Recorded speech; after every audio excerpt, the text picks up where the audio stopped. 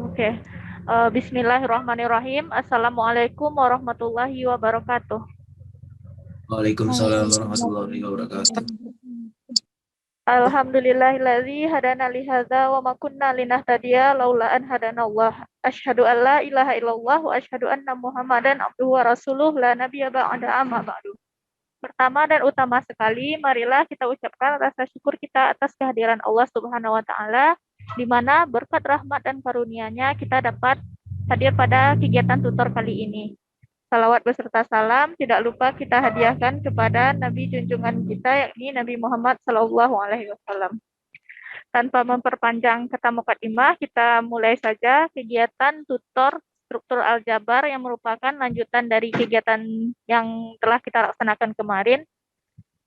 Mungkin bisa langsung diserahkan kepada tutornya, kepada Jamal, dipersilahkan. Baik, terima kasih Husni. Jadi kita langsung saja ya adik-adik. Itu melanjutkan yang hari kemarin. Nah, kita kemarin sampai di sini ya. Ini semua sudah done. Dan ternyata ada seorang di antara adik-adik yang mengirimkan pertanyaan gitu. Nah, mungkin kita jawab di sini biar bersama-sama kita menjawabnya. Dan ini adalah pertanyaannya.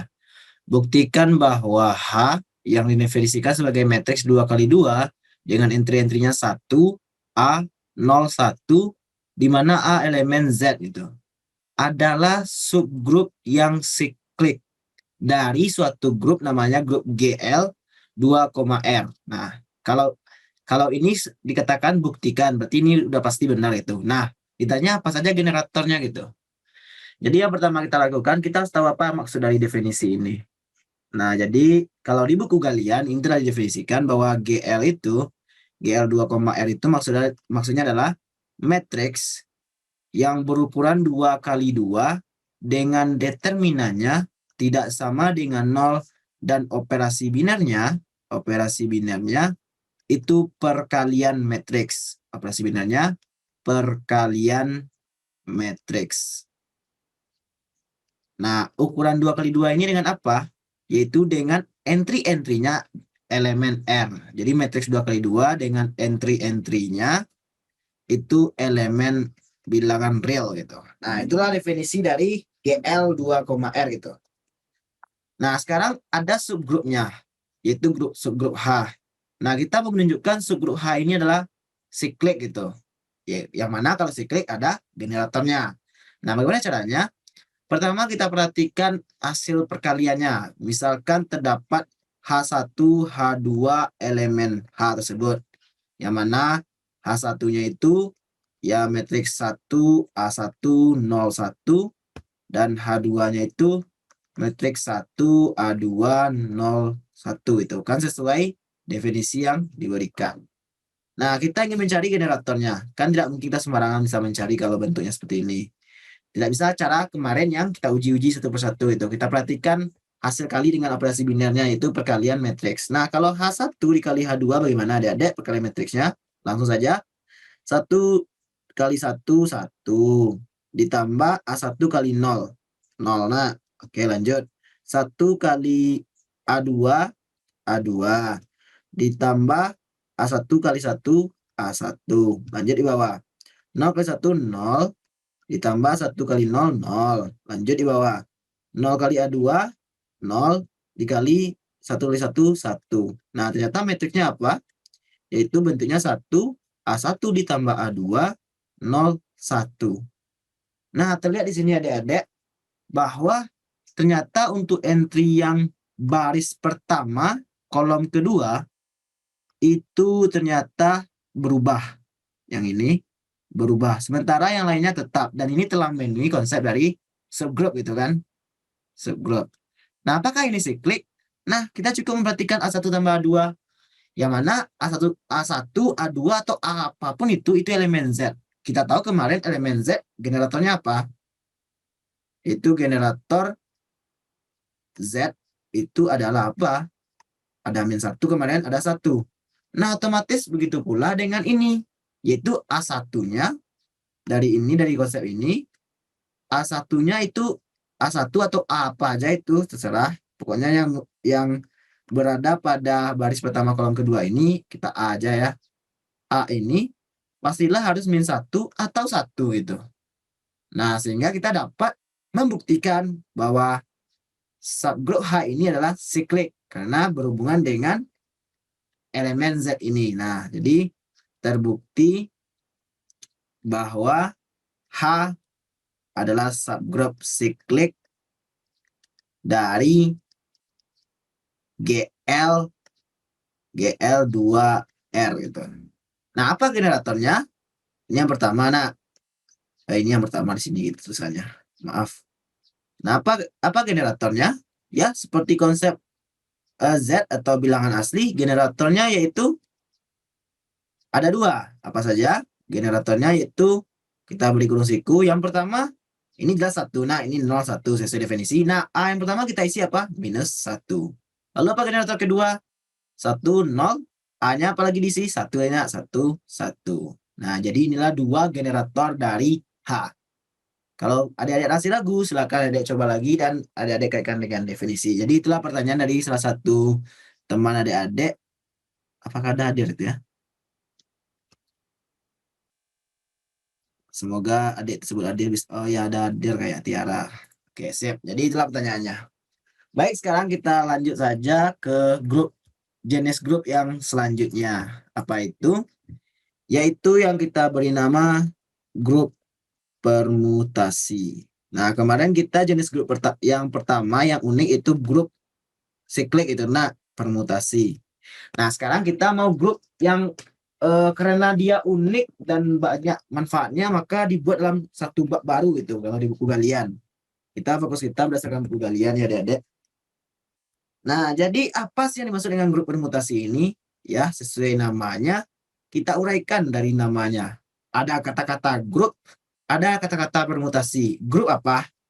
Ya, seperti definisi kemarin, grup adalah himpunan dengan bahasa sederhana ditambah sebuah operasi biner ditambah 3 aksioma. Nah, ini yang dimaksud dengan grup. Sementara permutasi itu apa? Ya, permutasi itu adalah banyak kalau dalam kombinatorik waktu kita SMA, berapa banyak permutasi dari kata-kata yang dibentuk dari kata-kata makan. Nah, ada MAKAN, ada MAAAKN dan lain-lain gitu. Jadi apa maksudnya? Itu banyak semua kemungkinan gitu kan, semua kemungkinan. Yang mana urutannya dipengaruhi gitu kan. Kemungkinan yang urutannya diperhitungkan itu, yang urutan diperhitungkan. Nah, jadi apa maksud dari kedua makna ini? Diperhatikan. Apa maksudnya?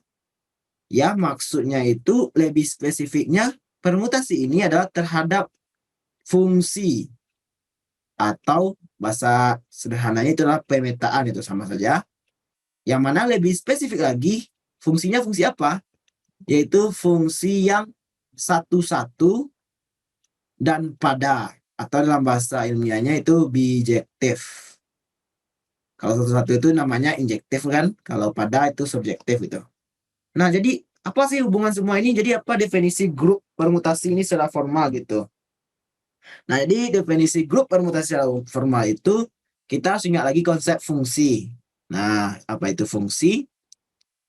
Kita langsung skip aja definisi dasar karena dia tidak tahu fungsi adalah pemetaan atau relasi dari suatu domain ke domain yang domainnya harus tepat satu berpasangan dengan kodomain sedangkan kodomainnya bebas gitu kan. Nah, sekarang kita mau menyajikan fungsi. Bagaimana cara menyajikannya? Menyajikan fungsi ada 3 kan adik-adik, atau bahkan lebih, udah nggak terlalu ingat juga berapa. Yang pertama dengan rumus. Apa maksudnya dengan rumus? Ya rumus langsung. Contohnya fx sama dengan x kurang 1 gitu. Nah, itu kan rumus. Yang kedua dengan apa? Dengan diagram Venn. Apa namanya itu yang ada bulatan gitu, lalu dioper ke bulatan. Apa istilahnya tuh? Nah, yang dengan gini misalnya, ini himpunan A, ini himpunan B. Nah, ini apa istilahnya, Dek-dek? Ya, jadi intinya dengan itu ya. Nah, itu yang kedua gitu caranya. Kayak langsung gitu kan. Kayak diagram Venn. Apa namanya itu? Ada ingat namanya dia apa istilah ini? Ya, itulah intinya. Lalu yang ketiga dengan cara langsung gitu. Langsung ini apa? Langsung diberikan itu. Dijelaskan pada suatu F1-nya itu 1, F2-nya itu 3, F3. Oh, atau sesuai ini. F1-nya itu 0, F2-nya itu 1, F3-nya itu 2, dan seterusnya. Kalau ini misalnya ini 1 ke 0, ini 2 ke 1 gitu, dan seterusnya itu. Ini cara ketiga. Atau bisa juga cara keempat, apa itu? Ya dengan grafik. Nah, dengan grafik juga bisa nampak kan adik-adik bahwa ada fungsi di sana. Nah, seperti ini misalnya, ini grafik dari fungsinya gitu. Bisa kita lihat titik X-nya di sini, dapat titik Y-nya gitu. Nah, inilah landasan yang menghadirkan grup permutasi. Bagaimana menghadirkannya? Ya, dari sini didapatkan bahwa grup permutasi itu adalah grup tentang fungsi. Jadi, grup permutasi itu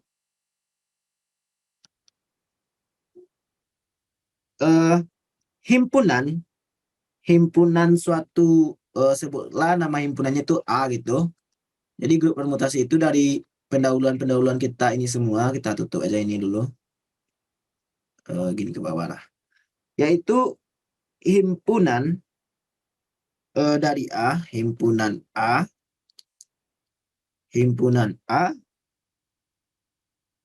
yang merupakan himpunan A dengan operasi, kan ingat kalau grup itu ada himpunannya, ada operasinya. Dengan operasi komposisi fungsi gitu, atau fungsi komposisi himpunan A dengan operasi dengan komposisi fungsi atau fungsi komposisi itu. Nah, fungsi komposisinya yang mana? Yaitu bukan bentuk yang pertama dan juga bukan bentuk yang keempat, tapi bentuk kedua dan ketiga alias secara langsung gitu adik-adik. Karena kalau yang pertama kita harus mencarinya manual gitu kan, kita masukkan satu baru dapat. Kalau yang keempat kita harus membaca grafik. Sementara kalau yang kedua dan ketiga langsung diberikan F1 0, F2 1. Nah, jadi dalam SA fungsi ini diberikan secara langsung gitu, enggak secara rumus gitu. Nah, maksudnya apa? Yaitunya tadi grup permutasi adalah himpunan A dengan operasi komposisi fungsi. Nah, himpunan A ini merupakan pemetaan, jadi di bawahnya ada penjelasan. Himpunan A ini merupakan pemetaan dari A ke A. Himpunan A ini adalah semua pemetaan, jadi pemetaan dari A ke A gitu. Nah, jadi apa contohnya? Mungkin contoh paling dasar, karena kalau kita lihat secara histori, grup permutasi ini adalah grup yang pertama diperkenalkan di dalam dunia matematika, gitulah presentasinya itu. Misalnya ada A itu himpunannya adalah 1, 2, 3. Nah, gitu.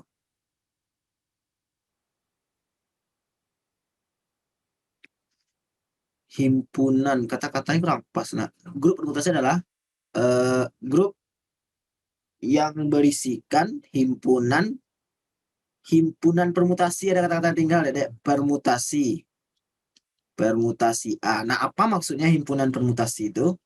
Yaitu semua pemetaan dari A ke A. Nah, gitu bahasanya. Nah, sebutlah contohnya itu A gitu. Nah, grup permutasi ini maaf ada yang tinggal lagi. Grup permutasi ini dilambangkan biasanya dengan SA gitu. Jadi A itu ya pembangkitnya ini. Jadi contohnya A itu 1, 2, 3. Nah, apa saja semua pemetaan dari A ke A? Ya, kita langsung saja. Pemetaan pertamanya, nah penulisannya itu agak beda ya adik-adik dengan yang diagram Venn, apa ini istilahnya, yang inilah, atau dengan cara langsung, tapi dengan gini cara nulisnya. 1, 2, 3. Yang di atas ini domain, yang di bawahnya hasilnya gitu. Dan hasilnya itu harus apa? Satu-satu dan pada. Jadi komposisi fungsi yang bijektif. Tertinggal juga lagi di sini. Yang bijektif. Nah, yang bijektif. Nah, jadi harus bijektif ya adik-adik, alias satu-satu dan pada. Nah, apa saja kemungkinannya? Nah, kemungkinan inilah maknanya permutasi itu. Apa saja kemungkinannya? Yang paling dasar ya tetap 1, 2, 3. Kalau yang lainnya apa? 1, 2, 3 ini dasarnya apalagi 1, 3, 2 gitu. Apalagi yang lain 1, 2, 3 ini ya 2, 1, 3 gitu. Apalagi yang lain 1, 2, 3 ini 2, 3, 1 ya. Apalagi yang lain 1, 2, 3 ini 3, 1, 2. Apalagi yang lain 1, 2, 3 ini 3, 2, 1. Ada 6 semuanya kan ya, Dek? Nah, himpunan ini semua, inilah yang dimaksud dengan SA tersebut. Nah, SA tersebut. Dan operasinya, cara menghubungkan antara semua anggota-anggota ini, itulah dengan komposisi fungsi. Ya, jadi gitulah kurang lebih adik-adik yang dimaksud dengan grup permutasi gitu. Nah, pastilah salah satu dari ini adalah identitasnya, dan yang lainnya pastilah memiliki orde karena dia anggota suatu grup. Dan bisa juga dia kemungkinan adalah grup siklik tapi kecil kemungkinannya. Nah, jadi itulah yang dimaksud dengan grup permutasi. Jadi grup permutasi mungkin udah ambil aja definisi dari bahasa Inggrisnya. Mungkin adik-adik lebih bisa memahaminya daripada dengan bahasa versi UDA aja gitu. Nanti kalau versi UDA-nya nanti bisa selamat. Nah, tunggu dulu. Itu pelajaran zaman semester 4 kalau oleh UDA dulu. Sebentar. Ya, ini dia. Lagi loading. Ya, ini dia. Jadi bahasa bukunya, mungkin ada bisa lebih memahami kalau bahasa yang bukunya. Tapi ya bahasa Inggris ya adik-adik. Tapi insya Allah bahasa Inggrisnya bukan bahasa Inggris yang sulit gitu. Jadi inilah definisinya adik-adik. Nah, ada 2 definisi itu apa yang dimaksud dengan permutasi A atau himpunan permutasi A itu. Dan apa yang dimaksud dengan grup permutasi dari A, yang ini dinamakan dengan SA tadi. Nah, jadi permutasi dari A itu adalah fungsi dari A ke A yang harus satu-satu dan pada atau fungsi bijektif itu. Nanti itu yang udah tinggal tadi tapi udah lengkapi. Lalu yang dimaksud dengan grup permutasi A itu adalah himpunan A tadi yang di atas ini dengan permutasi dari A. Nah, ini jelaskan apa yang dimaksud dengan himpunan A itu adalah himpunan dari permutasi A yang di atas gitu. Di bawah operasi binarnya apa? Yaitu function komposisi atau komposisi fungsi. Nah, jadi itulah kurang lebih adik-adik. Jadi bahasa Inggrisnya adik-adik pahami lah gitu. Soalnya kalau udah dulu memahami grup permutasi ini dari kata-kata ini apa lebih jelas gitu. Nah, jadi itulah yang dimaksud dengan grup permutasi. Nah, contohnya yang tadi mungkin kembali lagi ke contoh tadi ya. Kita sebut tadi S3 tadi ada. Apa saya S3 itu tadi? Yaitu dari 1 2 3 1 2 3 lalu 1 2 3 1 3 2 lalu 1 2 3 2 1 3 lalu 1 2 3 2 3 1 lalu 1 2 3 3 1 2 dan terakhir 1 2 3 3 2 1. Nah, inilah grupnya S3. Operasinya apa? Ya, komposisi fungsi. Bagaimana contohnya? Ya, mungkin kita coba operasikan berapa, Adik, biar jangan menghayal-hayal kita. Yang pertama kita harus tahu, grup pasti milik identitas. Apa identitas di sini? Yang ini. Kenapa yang ini? Ya, kita ingat definisi identitas. Jika identitas dijumlahkan atau dioperasikan, jika identitas dioperasikan dengan anggota lain, pastilah hasilnya anggota lain. Nah, apa operasinya? Fungsi komposisi. Kita uji. Uji E gitu. 1, 2, 3, 1, 2, 3. Kita komposisikan bulat lambangnya adik-adik. Yaitu contohnya dengan ini. Dengan suku ini contohnya apa? Ini namanya kita beri nama. Mungkin kita beri nama ini beta mungkin beta. Ini mungkin kita beri nama alfa gitu kan. Dan lain-lain gitu. Nah, kita komposisikan dengan 1, 2, 3, 1, 3, 2. Nah, berarti ini apa maknanya? Yaitu E bundaran beta gitu kan. Nah, kalau komposisi, kita mulai dari depan atau belakang deh, Dek, kalau ada fungsi. Dari belakang kan. Contohnya ya F bundaran GX gitu. Nah, apa maknanya ini? Ya F, G, X. Jadi kita mulai dari belakang kan, kita masukkan X dari G ini dapat hasil G ini menjadi domain untuk F, baru dapat F gitu, ya kan? Nah, jadi di sini domain dari beta yang mana? Yang ini contohnya kan, satu kita misal contoh ini. Nah, apa pemetaan satu pada beta? Satu lagi ke sini kan? Nah, satu ini menjadi domain oleh E. Lah, kita kembali ke E. E apa satunya sini? Ya, ini. Dan pemetaan satu pada E apa? Satu. Nah, maka hasil ini apa adik-adik? Satu menjadi satu. Nah, ini lagi. Dua. Domain dari B. Dua. Hasilnya pada B apa? Tiga. Nah, 3. ini menjadi domain pada E gitu kan. Kita ambil E ini. E3. Nah, apa pemetaannya pada E? 3 lagi. 3. Ini 2 ini adalah 3. Begitu pula 3 pemetaannya 2 pada E, kita lanjutkan 2 menjadi 2 itu. Jadi 3 2. Atau yang lainnya apa mau Dek? Yang ini contohnya kita beri nama ini apa lagi ya? Gamma misalnya. Atau ini alfa, gamma, beta apa lagi? Tau misalnya. Ini beri nama yang enggak ilmiah dikit. Misalnya gamma bundaran tau gitu. Nah, bagaimana caranya? Ya sama seperti tadi adik-adik.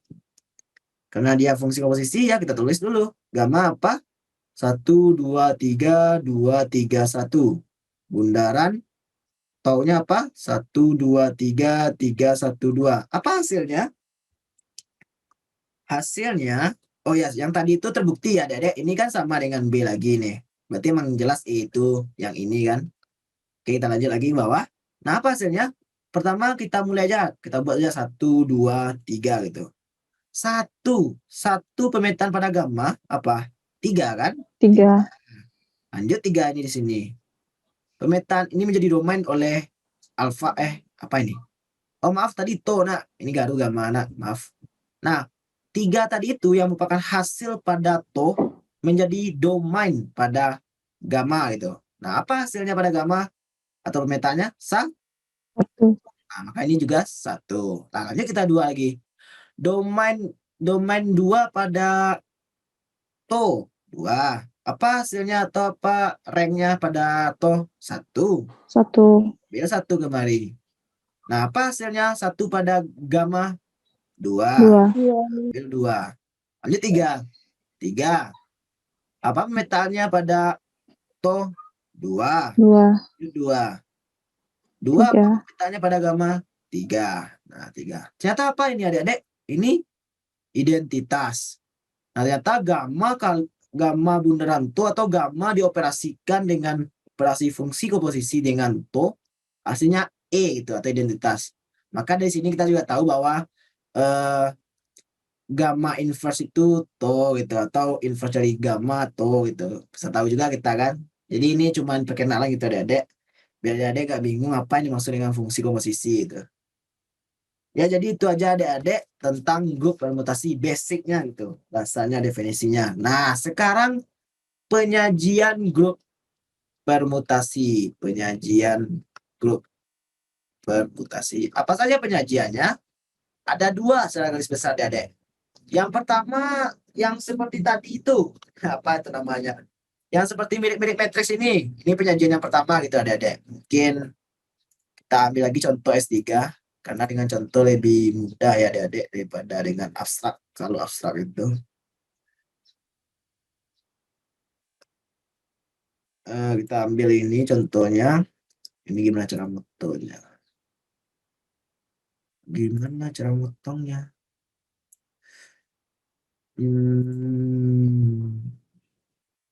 Ini bisa. Bentar. Kita buka Paint dulu. Kita potong.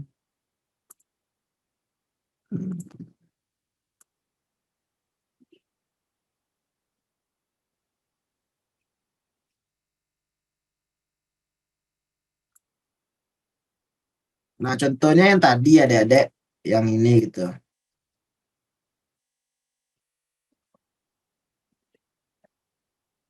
Penyajian. Kita geser-geser aja dulu. Nah, ini contoh yang tadi ya.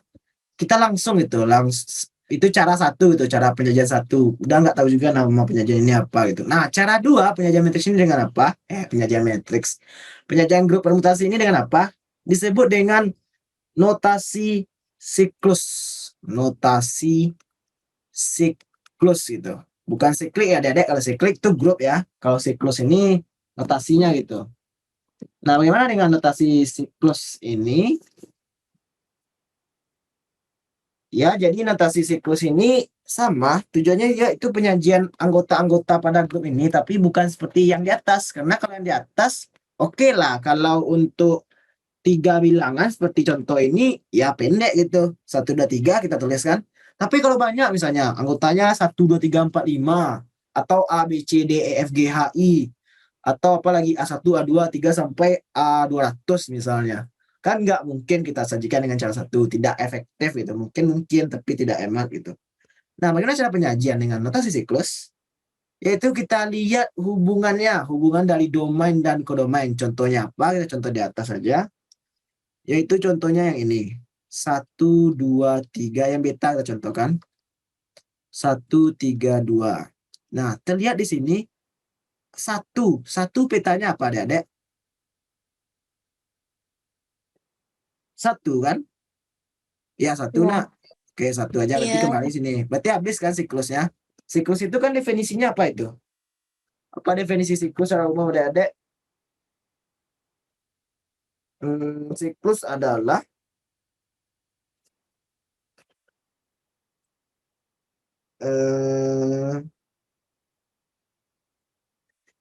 ya gitulah intinya. Apa definisi siklus ya? Mari kita Google dahulu. Siklus adalah siklus adalah putaran waktu yang didapat. Jadi intinya putaran dari suatu kejadian. Nah, itu intinya ya. Jadi kan ini ada putaran gitu. Nah, ini 1 aja. Kalau 2 gimana? 2 ternyata petanya ke 3. Lalu 3, ini belum berakhir kan putarannya. 3 petanya kemana? Ke 2. Nah, karena ini udah selesai semuanya, maka peta ini bisa ditulis sebagai 1, lalu di sininya 2, 3 gitu. Nah, inilah yang maksud dengan notasi siklus. Ya, notasi siklus gitu. Jadi cara mengembalikannya ke atas mana? 1 ini petanya ke 1. Nah, 1, 1 pas kan? 2 ini petanya ke 3. Kita langsung ke kiri itu baca ke kanan gitu. 2 ini petanya ke 3. Oke, kita tulis 2, 3. 3 ini kemana? Karena ini udah tertutup, ya kita balik lagi ke depan 2 gitu. Nah, jadi gitulah notasi siklus, Dedek. Apa gunanya? Ya, untuk memudahkan penyajian dan untuk mempermudah perhitungan intinya. Nah, apalagi yang lain, yaitu kita buatlah contoh sembarang. Misalnya ada K yang merupakan bagian dari S7 misalnya. S7 dengan K itu notasinya seperti ini. 1, 2, 3, 4, 7, 5, 6. Ini bagaimana caranya, Adik-adik? Kalau kita ingin mengembalikan seperti ini, 1, 2, 3, 4, 5, 6, 7. Bagaimana cara kita mengembalikannya? Ya, kita cara tadi. 1, petanya berapa? Kedua, kita tulis 2 di sini. 2, petanya berapa? 3, kita tulis 3 di sini. 3, karena ini habis, udah mentok itu, balik ke depan kali. Ke 1, di 1. 4 lagi. 4 ke 7, 7 di sini. 7 ke 5, 5 di sini. 5 udah mentok, balik ke depan, karena ini siklus itu. 4. 6, mentok kan, balik lagi ke depan, ke dirinya ternyata 6. Nah, itulah perubahan penyajian dari notasi siklus ke notasi yang cara satu atau yang standar itu. Standar aja kita beri nama, nak. Standar, penyajian standar itu, atau definisi itu, sesuai definisi. Nah, jadi gitulah penyajian dari grup permutasi. Nah, sekarang adik-adik, yang notasi siklus tadi ternyata memiliki berapa sifat gitu. Atau bisa kita bilang sifat-sifat dari permutasi. Jadi secara umum aja, nggak dari siklus tadi, karena ini udah bagian dari permutasi aja nanti adik-adik. Sifat-sifat dari permutasi atau sifat-sifat dari grup permutasi. Tapi kenapa namanya di sini sifat-sifat dari permutasi? Ya, jadi intinya mungkin dari masing-masing. Oh ya, permutasi apa definisinya tadi? Ah, ini dia. Permutasi itu ya masing-masing ini namanya permutasi gitu, Dede, atau fungsi, salah satu hasil fungsi gitu. Ini sebenarnya bisa kita buat fungsi secara rumus, nak, fx sama dengan x gitu. Tapi yang lainnya sulit itu kita buat. Makanya di dalam SA ini nggak ada didefinisikan secara seperti ini secara rumus, karena emang nggak bisa semuanya secara rumus itu. Contohnya ini apa definisinya nih? Kalau fx dibuat x kurang satu, nggak juga, nggak diwakili kan? Nol nggak ada nanti atau lainnya. Jadi makanya nggak secara gini dibuat dalam SA. Itu tuh berlaku dalam analisis real gitu. Karena memang nggak semuanya bisa dibuat rumusnya gitu. Itu alasannya. Makanya penyajiannya secara langsung tadi. Itu alasannya itu. Nah, ini apa aja sifat-sifat dari permutasi? Yaitu yang pertama, permutasi ini dapat ditulis sebagai perkalian atau produk dari siklus itu. Jadi sifat pertama, setiap permutasi, untuk setiap permutasi, apa itu permutasi adik-adik? Ya, permutasi itu yang tadi, yang ini kata-katanya, permutasi adalah sorry. Permutasi adalah himpunan A yang terdapat fungsi dari A ke A yang satu-satu dan pada gitu. Jadi itu yang maksud. Jadi setiap permutasi dari eh, himpunan berhingga tadi atau grup tadi, himpunan yang terbatas itu. Jadi nggak boleh tak hingga ya. Kalau tak hingga ya nggak bisa kita tuliskan. Coba ya adik-adik, kita mau memetakan 1, 2, 3, 4 seterusnya sampai tak hingga. Terus titik-titik aja kita buat. Dan dalam SA itu tidak memudahkan gitu. Tidak ada cara kita untuk menentukan apa hasilnya gitu semuanya. Tidak bisa kita kembangkan gitu. Maka dia harus terbatas itu sifatnya. Dapat ditulis sebagai perkalian siklus. Nah, ini tadi udah kedahuluan gitu, perkalian siklus. Nah, apa contohnya ya yang tadi itu? Yang ini contohnya, bahwa yang ini, yang permutasi ini, kita beri nama tadi permutasi K pada S7, itu dapat ditulis sebagai perkalian siklus. Nah, ini kan perkalian nih maksudnya. Walaupun ini nggak ada titik, tapi maknanya perkalian gitu dalam tanda kutip itu. Nah, ini maksudnya dari kata-kata nomor 1 ini. Nomor 2 apa lagi?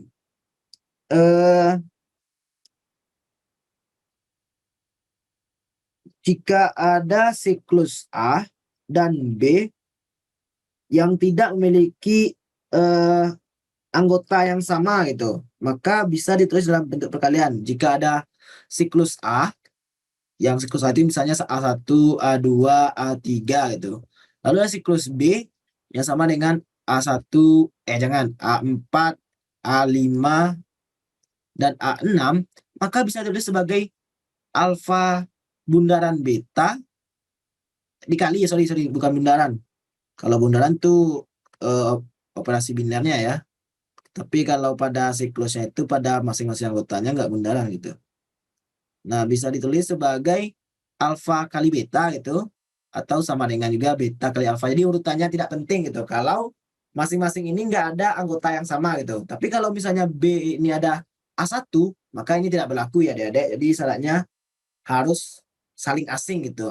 Anggota yang ini dengan yang ini. Contohnya yang ini, karena ini saling asing ya, ini K ini nggak harus ini penulisannya, boleh aja 6-nya dahulu, baru 1, 2, 3, baru 4, 7, 5, atau boleh juga 4, 7, 5 dahulu, baru 6, baru 1, 2, 3. Dia tidak akan masalah karena masing-masing siklus ini gitu nggak ada anggotanya yang sama gitu.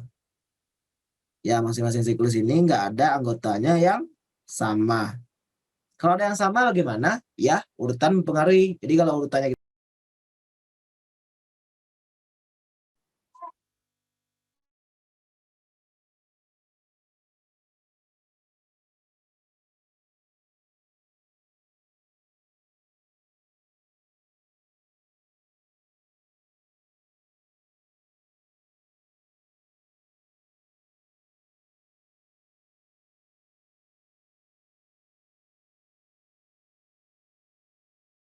Oh baik, maaf terputus tadi, kita lanjutkan lagi, yaitu yang ini ya. Nah, jadi tadi sampai ini nomor 2 ya, udah aman gitu. Yang ketiga sifat-sifatnya apa?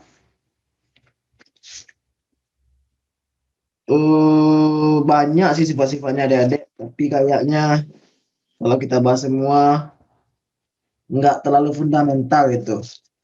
Apalagi kalau udah dulu nggak salah yang permutasi ini lebih banyak ke contoh seperti ini yang diberikan untuk.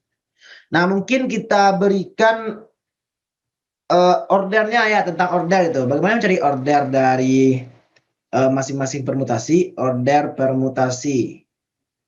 Nah, bagaimana cara mencarinya, adik-adik? Kita harus ingat order dari suatu elemen grup itu maknanya apa?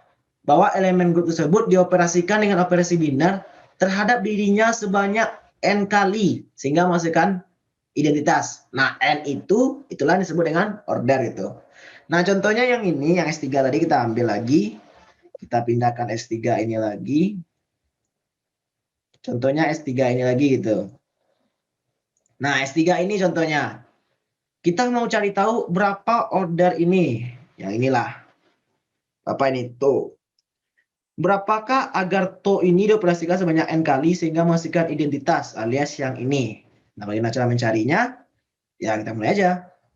1, 2, 3. 3, 1, 2 gitu. Nah, cara pertama, cara satu itu cara manual. Cara satu itu cara standar atau manual itu. Bagaimana cara mencarinya? Ya dikalikan saja. 1, 2, 3, 3, 1, 2. Kalau 2 kali berapa baru? 1, 2, 3. 1 ke 3, 3 ke 2, 2. 2 ke 1, 1 ke 3, 3. 3 ke 2, 2 ke 1, 1. Ini baru 2 kali. Kita kali sekali lagi. 1, 2, 3, 3, 1, 2. Apa hasilnya? 1, 2, 3. Ini baru to-nya sekali, to-nya 2 kali, to-nya ketiga kali baru. Apa hasilnya? Yaitunya 1 ke 3, 3 ke 1, 2 ke 1, 1 ke 2, 3 ke 1, 1 ke 3 ke 2, 2 ke 3. Nah, baru ternyata dapat E. Jadi nilai order dari to berapa ya, Dek? 1, 2, 3 itu 3. Tetapi ini cara standar, yang mana cara standar ini jika udah banyak angkanya pastilah akan lama dan tidak efektif. Besar kemungkinan ceroboh itu. Nah, kita butuhkan cara kedua itu. Apa cara kedua? Itu dengan memanfaatkan siklus tadi.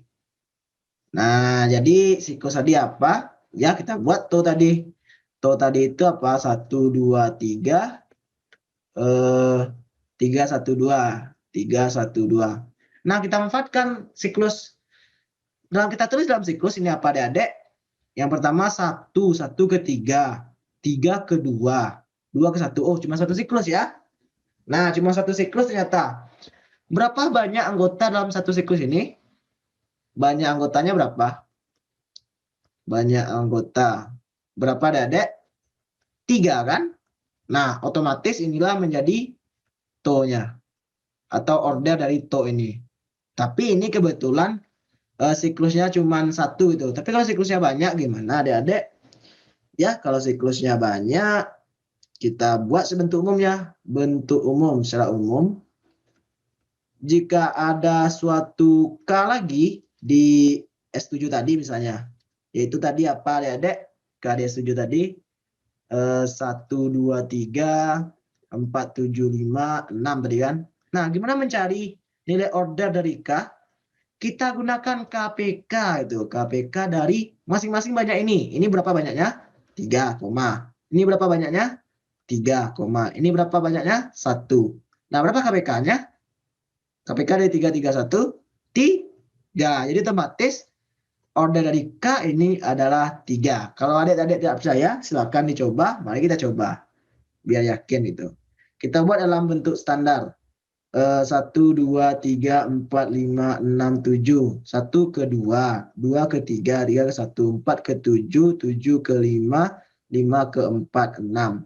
Coba kita kalikan 3 kali. Kalau ada nggak percaya. 1, 2, 3, 4, 5, 6, 7. 2, 3, 1, 7, 4, 6, 5. Kita kalikan 3 kali. 1, 2, 3, 4, 5, 6, 7. 2, 3, 1, 7, 4, 6, 5. Nah, kita kalikan 3 kali, apa hasilnya? Ya, kita lihat hasilnya. Apakah K pangkat 3 ini akan sama dengan E? Apakah ini akan sama dengan E? Mari kita lihat. 1, 2, 3, 4, 5, 6, 7. Nah, mari kita mulai dari belakang, adik-adik. Karena ingat, kalau komposisi, kan ini komposisi ya. Walaupun nggak ada bulatnya, tapi itu makna komposisi. 1 dulu. 1 ke 2. Lanjut 2. Inilah 1 ke 2 itu. Lanjut 2 ke sini. 2. 2 ke 3. Lanjut 3. 3 ke 1. Ternyata 1 itu. Lanjut 2. 2 ke 3. 3 ke 1. 1 ke 2. Pas. 3 ke 1. 1 ke 2. 2 ke 3. Pas. 4 ke 7. 7 ke 5. 5 ke 4. Pas. 5 ke 4. 4 ke 7. 7 ke 5. Pas. 6 ke 6. 6 ke 6. 6 ke 6. Pas. 7 ke 5. 5 ke 4. 4 ke 7. Pas. Ternyata benar ya adik-adik. Jadi konsep umumnya yaitu KPK dari banyak masing-masing siklus. Misalkan nama siklusnya C1, C2, C3 sampai Cn. Nanti C1 dengan C2 sampai ke Cn gitu. Ya, jadi itulah kurang lebih adik-adik dengan siklus. Dan sebenarnya masih banyak pengembangannya, tapi udah skip aja karena kita yang basicnya aja gitu. Nanti kita buat pengembangan ternyata nggak masuk ujian, nanti agak riskan gitu. Oke, jadi itulah adik-adik grup permutasi. Nah, jadi sekarang apa lanjutannya? Yaitunya adalah koset. Nah, jadi setelah ini kita akan bahas koset dan teorema Lagrange. Koset dan teorema, apa bacanya, Lagrange. Nah, apa kata dosen udah itu? Pokoknya bacanya nggak Lagrange sih. Lagrange, entahlah. Lagrange. Nah, jadi apa itu koset dan apa itu pula teorema Lagrange. Nah, baik adik-adik. Jadi definisinya langsung saja kita ambil dari buku gitu. Dan kita baca sama-sama. Dan kita pahami juga bersama-sama. Jadi di buku kita, ini dia definisinya.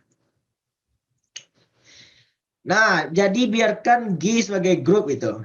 Lalu H sebagai himpunan bagian yang tidak kosong. Ya, syarat yang pertama, himpunan pada SA ini tidak kosong. Kalau dia kosong, ya dia nggak berguna gitu, nggak ada gunanya kita analisis dan kita pahami dia.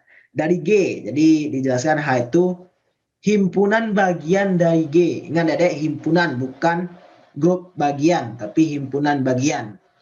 Nah, untuk setiap A elemen G, maka himpunan dari AH, H itu H itu adalah elemen dari H, itu didotasikan sebagai AH. Jadi A dikali H besar ini. Begitu pula dengan analogi yang sama, H besar A itu H dikali A untuk setiap H elemen H. Gitu. Dan A dikali H dikali A inverse itu akan sama dengan A dikali H dikali A inverse untuk setiap H elemen H. Gitu. Yang mana H tersebut ternyata subgrup. Jadi H tersebut adalah subgrup dari G. Dan AH ini disebut dengan koset kiri dari H di G. Yang containing, yang mengandung A. Apakah perlu kita tulis pengandungan ini adik-adik? Rasanya enggak, nak. Tapi bolehlah.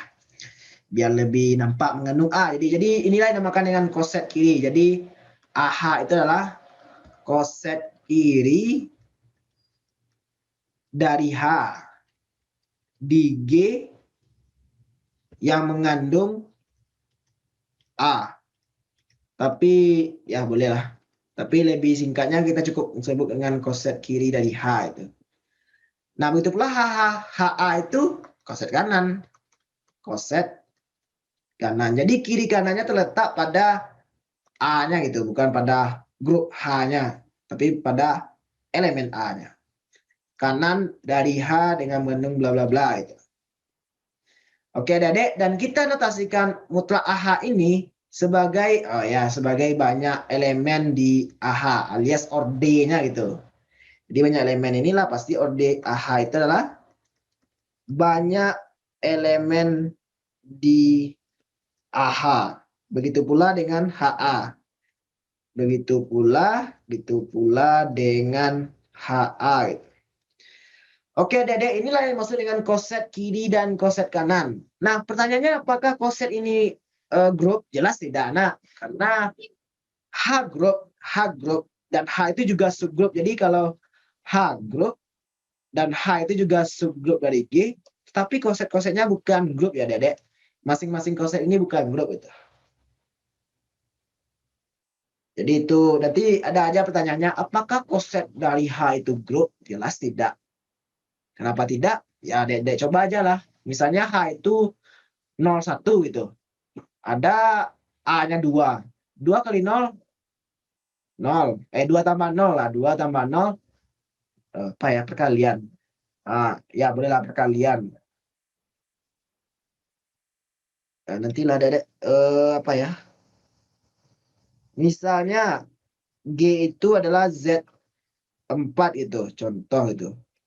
Contoh Z4 itu.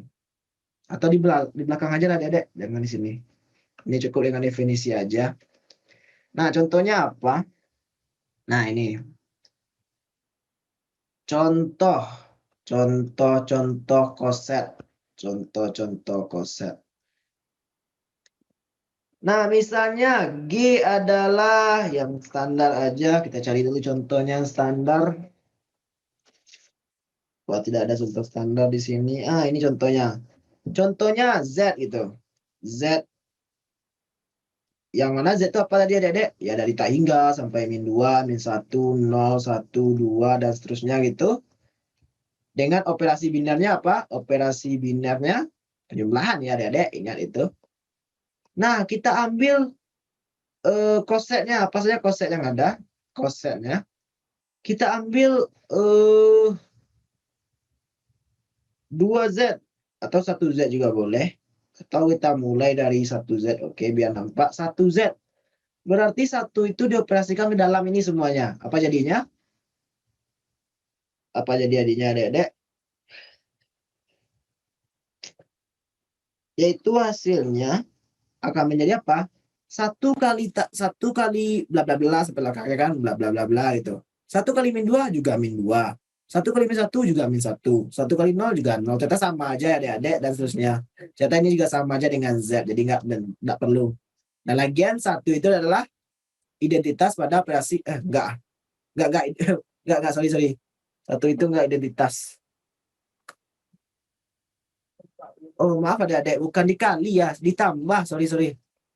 Ternyata 1 ditambahkan ke dalam. Bla bla bla di sini. 1 tambah min 2, min 1. Tapi 1 tambah min 3 di sini berapa? Min 2 kan? 1 tambah min 1, 0. 0 gitu. 1 tambah 1, 1 tambah 0, 1. 1 tambah 1, 2. 1 tambah 2, 3. Tetap juga sama dengan Z ya, Dedek. Jadi 1 kali Z ini maknanya sesuaikan dengan operasi binarnya. Jadi makna ini secara harafiahnya 1 ditambah Z. Gitu. Lanjut kali ya, Dedek. Yang 2Z gitu. Jadi makna harafiahnya apa? 2 tambah Z. Kita harus sesuaikan dengan operasi binarnya. Nah, 2 Z-nya bagaimana, Adik-adik? Ya, kita buat.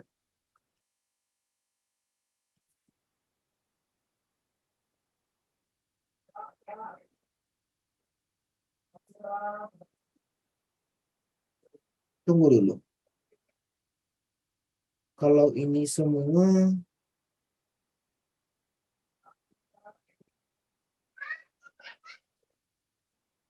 oh ya, astagfirullah.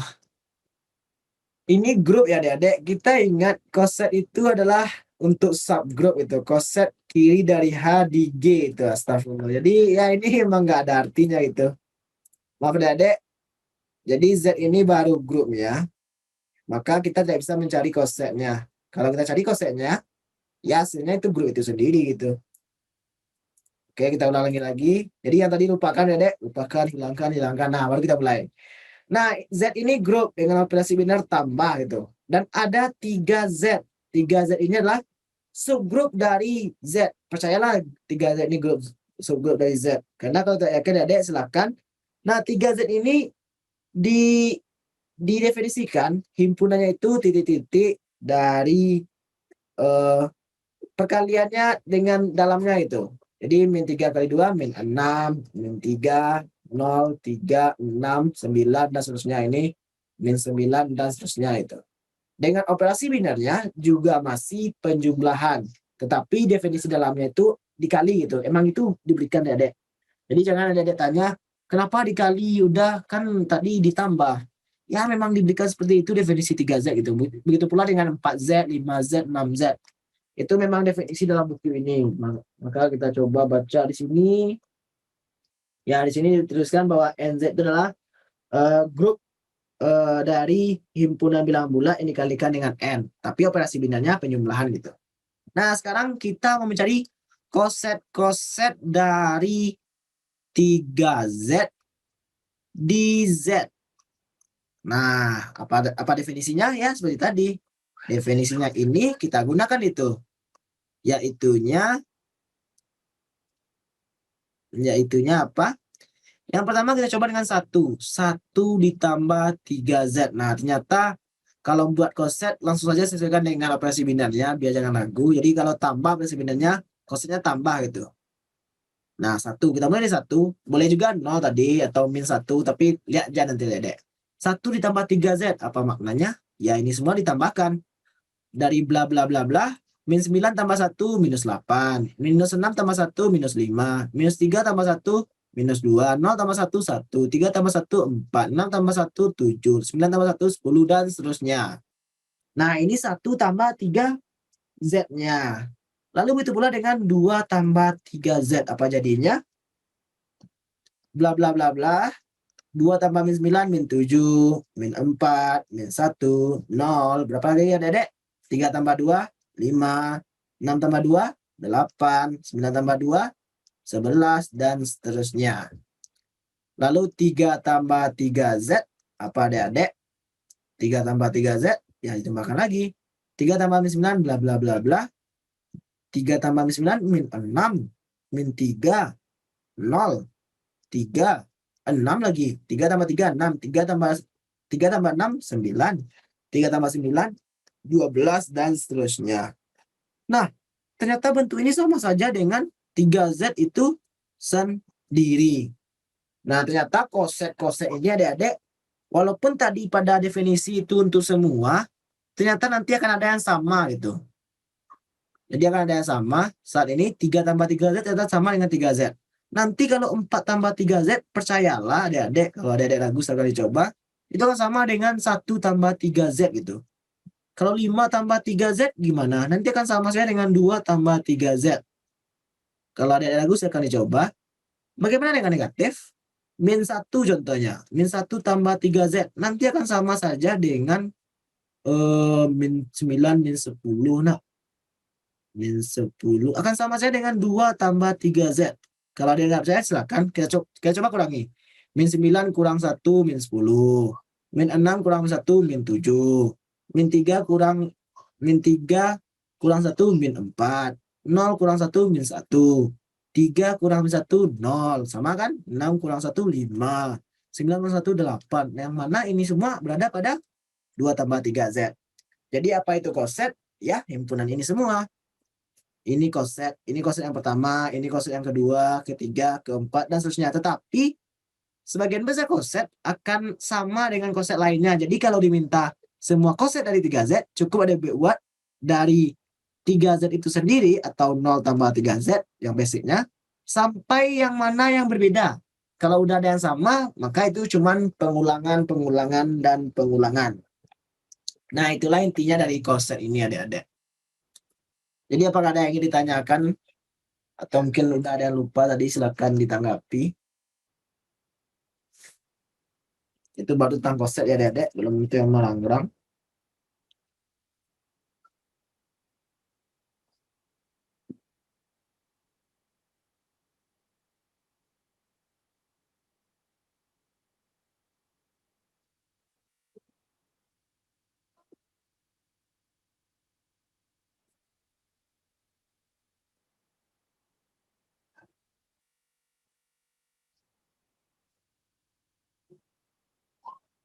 Ya, sebenarnya tidak ada ya. Jadi intinya ya, koset itu intinya sebuah subgroup tadi atau grup bagian tadi kita operasikan dengan setiap anggota pada grup yang besarnya gitu.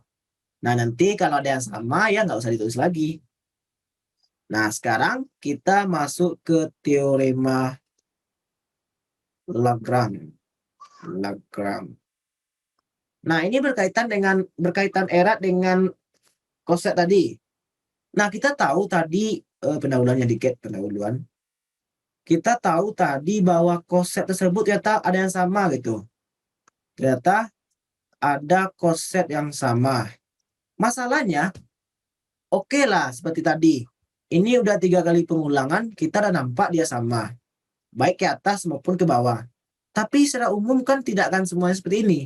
Nanti ada udah 227 kali kita dapat koset berbeda, yang ke-28 baru sama. Atau udah 300 berbeda, yang ke-301 baru sama yang salah satunya. Kan nggak mungkin kita cacah satu persatu. Nah, bagaimana kita mengetahui berapa banyak koset yang berbeda? Nah, inilah gunanya teorema Lagrange. Jadi apa itu teorema Lagrange adik-adik? Kita gunakan definisi pada buku aja biar jangan terjadi miskonsepsi. Jadi teorema Lagrange itu berbunyi seperti ini.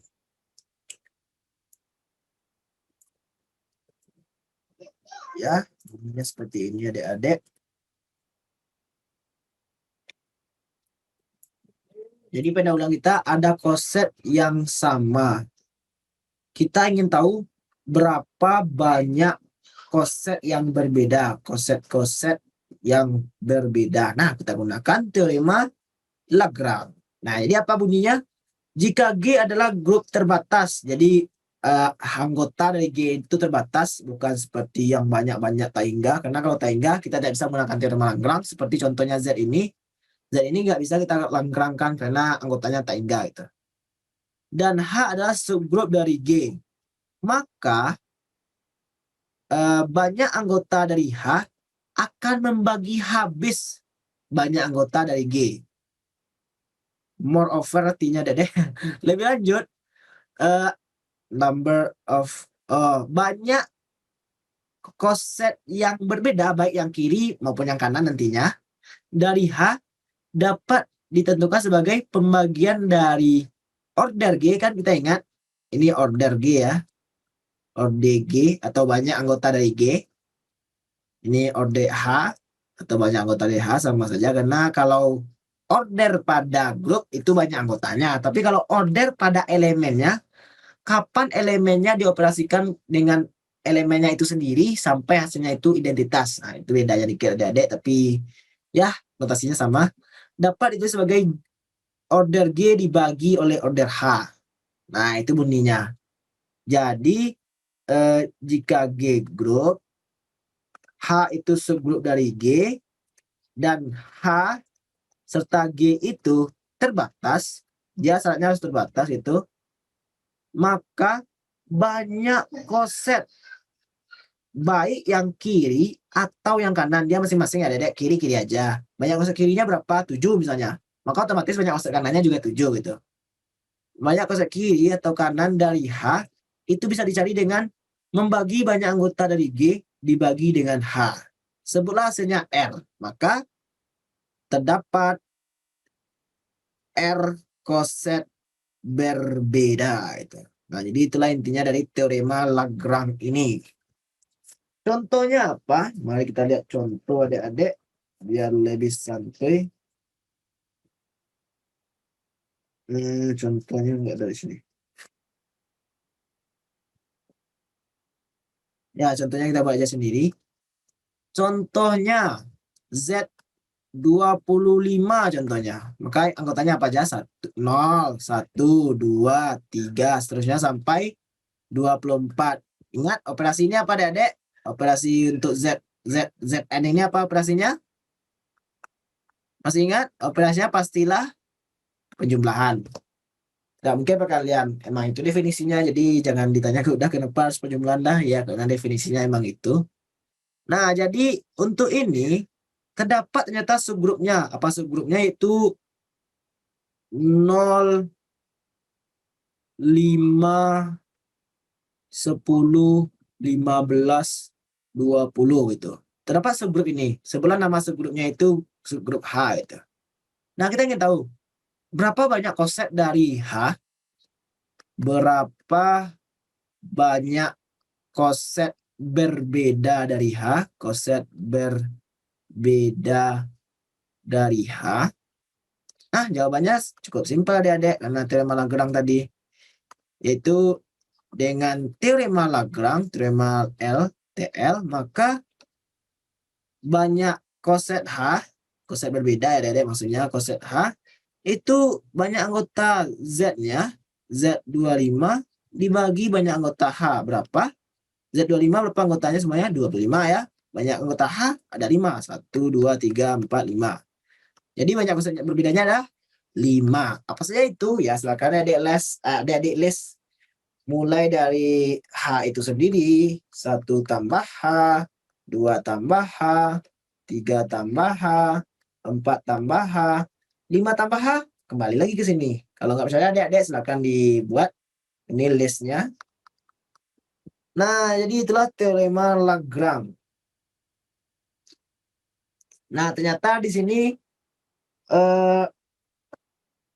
pastilah adik-adik bertanya, kenapa udah bisa tahu aja H itu 0, 5, 10, 15, 20. Kenapa nggak ada buat H itu 0, 1, 2, 3, 4 itu.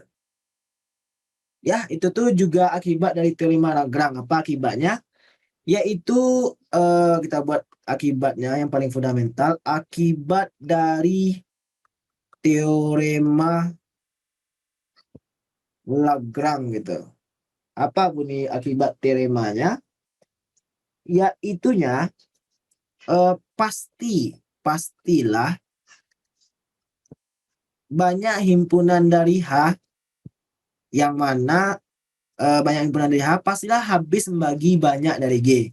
Kalau dia tidak bisa pasti habis membagi, dia bukan subgrup itu. Dengan H itu adalah subgrup dari G. Jadi itulah akibat teorema Lagrange. Pastilah yang H ini subgrup dari G, banyak anggota H ini pastilah habis membagi anggota G. Jadi kalau ada suatu grup yang anggotanya 10, maka anggota subgrupnya apa saja kemungkinannya? Kemungkinannya hanyalah 1 atau 2 atau 5 atau 10. Apakah mungkin ada subgrup dari G yang banyak anggotanya 7? Tidak akan mungkin ada, Adik-adik. Kalau ada, pastilah dia bukan grup. Nah, itulah intinya, Adik-adik. Ini akibat dari teorema Lagrange. Di sini kata kuncinya. Maka H pasti habis membagi G gitu. Nah, jadi gitulah adik-adik tentang teorema Lagrange. Banyak penjabaran ke atasnya, tapi mungkin udah serahkan ke adik-adik. Mengingat waktu ya. Waktu udah 17.21. Nah, itulah konsep dan teorema Lagrange. Adik-adik pembelajarannya sampai sini atau masih ada lanjutannya adik-adik? Apakah sampai, coba list. Apakah apa nih? Homomorfisme grup? Iya. Iya juga ya, Dek. Iya. Jawab iya atau tidak ya, Dedek? Homomorfisme grup iya atau tidak? Lalu normal subgrup dan grup faktor iya atau tidak? Kalau iya kita lanjutkan, kalau tidak ya sampai sini. Izin menjawab dah. Ya silakan. Homomorfisme, isomorfik, sama subgrup normal, iya dah. Oke. Yang lain gimana? Yang ada di Zoom ini. Kalau sudah terwakili. Kami sampai permutasi dah. Oh, iya. Sama siapa tuh? Sama Pak Ismet? Sama Pak Subhan dah. Tuhan. Oke. Oh, berarti ada yang sampai sana, sampai oke. Jadi udah yang paling terjauh ya. Tidak mungkin yang paling tidak terjauh ini tidak terjamah itu. Oke, kita lanjutkan. Apa itu normal subgroup? Jadi bagi adik-adik yang sudah terlewat materinya nggak apa-apa adik-adik. Ini juga pasti ada hikmahnya gitu. Setidaknya untuk pengetahuan adik-adik, apalagi adik-adik non kependidikan ya, alias murni gitu. Nah, kalau murni ini kan ya udah lihat teman-teman udah yang non kependidikan ada berapa yang mulai mencari bahan skripsinya ke grup ini karena grup ini lumayan besar apanya cakupannya sehingga banyak yang bisa dijadikan bahan skripsi gitu. Oke, kita lanjutkan. Apa itu normal subgroup? Jadi yang selanjutnya itu adalah kita nanti apanya ya homomorfismenya. Kita lanjutkan saja karena kita udah buat konsep dan termologram dia berkaitan. Normal subgroup dan grup faktor. Mungkin kita masukkan sedikit pengenalan aja. Apa itu? Pertama normal subgroup itu. Nah, ini berkaitan langsung dengan konsep tadi adik-adik. Nah, subgrup H dari grup G tadi disebut normal subgrup jika AH sama dengan HA. Apa maknanya? Jika koset kiri H itu sama dengan koset kanannya, tergeser. Koset kanan H-nya, maka H tersebut disebut subgrup normal tuh. Normal dia bacanya subgrup normal atau normal subgrup. Bahasa Indonesianya pastilah subgrup normal. Nah, dibalik ya, subgrup normal dari G gitu. Atau notasinya H segitiga yang kuncinya ke HG itu. Jadi kalau subgrup biasa apa? H kecil G ya. Kalau subgrup normal penulisannya H kecil dari G. Nah, jadi yang inti di sini koset kiri sama dengan koset kanan. Pasti muncul pertanyaan adik-adik. Emangnya bisa nggak sama? Ya kita ingat lagi. Grup itu tidak ada menjamin komutatif ya adik-adik. Grup tidak pernah menjamin komutatif. Jika grup komutatif disebut grup abelian. Nah, apa akibatnya? Ya, AH secara umum tidak akan sama dengan HA itu. Dan jika sama, itu disebut grup abelian. Dan jika itu grup abelian, maka untuk kasus subgrupnya itu disebut subgrup normal gitu. Jika AH sama dengan HA, maka itulah subgrup normal. Contohnya yang paling banyak, ya yang tadi. Seperti Z tadi, contoh Z4 lah yang sederhana. 0, 1, 2, 3. Dengan subgrupnya disebut dengan H yaitu apa ya? 0,2 aja. 0,2 itu. Nah, apa saja konsepnya? Konsepnya yang kemungkinan 0 tambah H gitu. 0 tambah H ya 0,2. 1 tambah H apa? 1,3 ya. 2 tambah H kembali 0,2. Udah sama lagi di sini. 3 tambah H sama lagi di sini. Nah, ini konsepnya ya, konsep kirinya. Konsep kiri kita tulis di sini. Konsep kiri. Nah, konsep kanannya lagi. Di sini konsep kanannya H tambah 0, 0,2. H tambah 1, 1,3. H tambah 2, kembali ke sini. H tambah 3, kembali ke sini. Nah, ini konsep kirinya.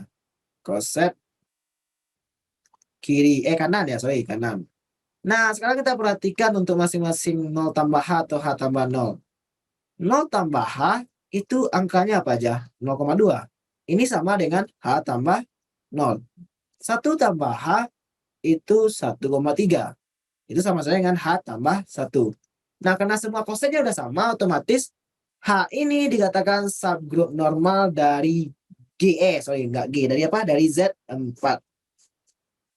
salah. Dari Z4. Z4. Mungkin karena H semua namanya, kita beri namanya itu HK kecil ya. Kita berikan HK kecil gitu. Biar berbeda dikit, nggak sama dengan secara umum K di atas gitu. Oke, jadi itulah intinya adik-adik. Subgroup normal itulah subgroup yang koset kiri dan koset kanannya sama. Cuman itulah intinya adik-adik. Dan kalau kita kaji teorema-teoremanya, nggak ada ya. Oh, ada satu lagi. Yaitu cara menguji. Cara uji apakah suatu subgroup itu subgroup normal. Cara menguji apakah suatu subgroup itu subgroup normal. Ya, cara pertama kita tadi itu cara standar ya, Dedek. Intinya kan semuanya bisa standar, tapi gunanya teorema, gunanya lema-lema atau gunanya contoh-contoh ini adalah untuk mempercepat kita menyelesaikan masalah-masalah yang ada. Nah, bagaimana cara mengujinya secara cepat? Yaitu subgroup H, kita kopas saja ya, Dedek, biar lebih hemat waktu. Cara ngujinya yaitunya ini. Subgroup H dari grup G pastinya dikatakan normal di G jika dan hanya jika X dikali sembarang elemen di H dikali X inverse-nya masih himpunan bagian dari H itu. Untuk setiap X di G itu. Nah, apa maknanya? Ya, maknanya sama saja dengan yang tadi, tapi lebih dianalisiskan gitu. Ya, contohnya tadi itu gimana ya yang contoh bawah ini. Dan dengan contoh yang sama, contohnya adik-adik, kita buat contoh yang sama. Tadi Z4 ya, Z4 0, 1, 2, 3. Lalu ada HK kecil tadi itu 02. Nah, kita buktikan untuk setiap X elemen Z4 akan berlaku X dikali H dikali X inverse himpunan bagian dari H itu. Nah, bagaimana cara mencarinya? Ya,